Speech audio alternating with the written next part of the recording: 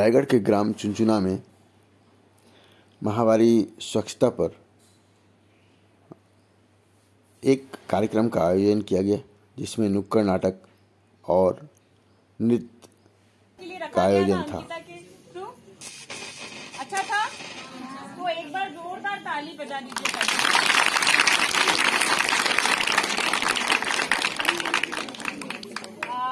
पहली बात तो ये कि आज का जो विषय है, आप सभी को पता है कि महिलाओं को हमने ध्यान में रख के किया है, ठीक है। क्योंकि यदि सबसे पहले तो मैं अपना परिचय दे देती हूँ, क्योंकि कुछ लोग जान रहे हैं और कुछ लोग शायद अनजान हैं। तो आप सभी को मेरा नमस्कार। मेरा नाम मोनिका इजारदार है। जिला स्वच्छ Bharat mission menstrual hygiene management अर्थात माहवारी स्वच्छता प्रबंधन की मैं नोडल ऑफिसर हूँ और आपके जिला पंचायत में पदस्थ हूँ। अब आप कहेंगे कि माहवारी स्वच्छता का भी कोई अधिकारी होता है क्या इसकी भी जरूरत है? तो मैं आपको बताना चाहती हूँ कि हाँ है, क्योंकि आज हमारे पूरे जिले में माहवारी स्वच्छता का जो प्रतिशत था, अर्थात सिर्फ 40% महिलाएं ही सैनिटरी पैड का उपयोग करती थी और बाकी की जो 60% महिलाएं क्या करती थी, कपड़े का इस्तेमाल करती थी। और वो भी कौन से कपड़े का इस्तेमाल करती थी? कोई नया कपड़ा लेकर आते हैं क्या माहवारी के दौरान? वो जो तकिया में ठूस ठूस के भरने वाला जो कपड़ा होता है, जो बहुत पुराना हो जाता है, जिसे आसानी से फाड़ा जा सकता है, वही कपड़े का इस्तेमाल करते हैं, हाँ या नहीं? इस विषय पर बात करने से मैं 9 ब्लॉक में काम करती हूँ और 774 ग्राम पंचायत में हम काम करते हैं। तो जब माहवारी के विषय पर बात होती है तो सबके मुंह पे ऐसे दुपट्टा आ जाता है, या फिर यहाँ जो घूंघट रहता है वो यहाँ आ जाता है, या फिर वो उठ के यहाँ से चले जाते हैं।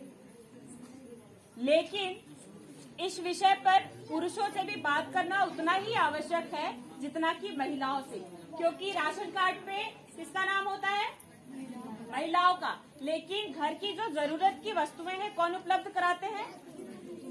कौन कराते हैं? पुरुष। यदि हमें पैड की आवश्यकता है तो कौन ला करके देंगे? पुरुष।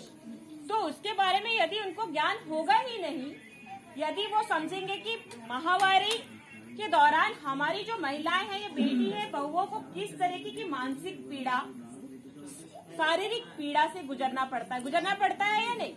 यदि मैं पुरुषों को थोड़ा सा माफी चाहूंगी अगर मेरी बात का बुरा लगे, यदि महिलाओं के जितना खून वो माहवारी के दौरान अपने शरीर से निकलता है, उतना अगर 1 मिनट भी पुरुषों को निकले तो वो क्या हो जाएंगे? वही चित्त पड़ जाएंगे या नहीं?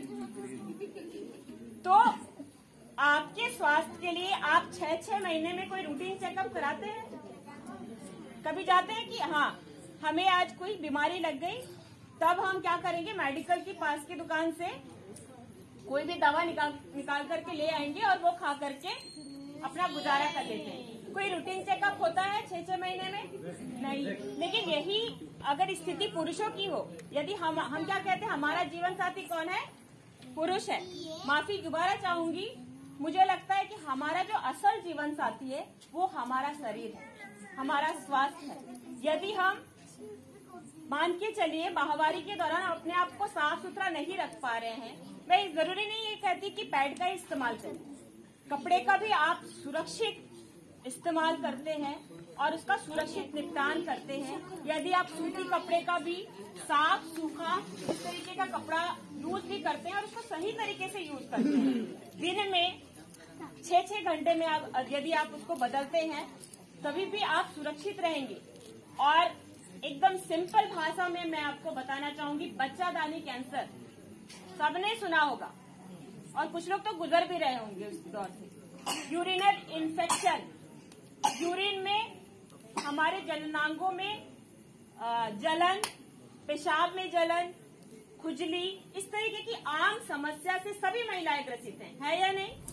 सहारा इंडिया के ग्राहक इसके लिए यहाँ के स्थानीय मैनेजर को भी जिम्मेदार मानते हैं। यहाँ पे नुक्कड़ नाटक रखा आप लोगों के लिए, उसी कॉन्सेप्ट पे आज आपके जिले के पूरे मुखिया जो है, कौन है? कलेक्टर सर, उन्होंने एक मुहिम चालू की है पावना। अब पावना से आप लोग समझ रहे होंगे कि पावना क्या है। पावना अर्थात पवित्र, पावना अर्थात अधिकार से। जैसे कि ये दीदी को ये साड़ी लेने का अधिकार है पति से, है या नहीं? बिंदी लेने का अधिकार है। इसी तरीके से हमें भी अधिकार है, हर महीने हमें सुरक्षित माहवारी के लिए सैनिटरी पैड की आवश्यकता पड़ती है, तो वो भी लेने का अधिकार हमें होना चाहिए। तो पावना का जो दूसरा मीनिंग है या दूसरा अर्थ है वो है अधिकार से, और पहला जो अर्थ है वो है पवित्रता से जोड़ा गया है इसको। और किसने नाम रखा है इसका? आपके जो आदरणीय कलेक्टर सर ने इस मुहिम का नाम दिया है पावना, क्योंकि सीधे सीधे इसको पवित्रता से जोड़ा गया है। क्योंकि माहवारी के दौरान तो हम कहते हैं कि किचन में मत जाओ, खाना मत बनाओ, पूजा घर पे नहीं जाओ, लेकिन उसको अपवित्र समझते हैं या नहीं?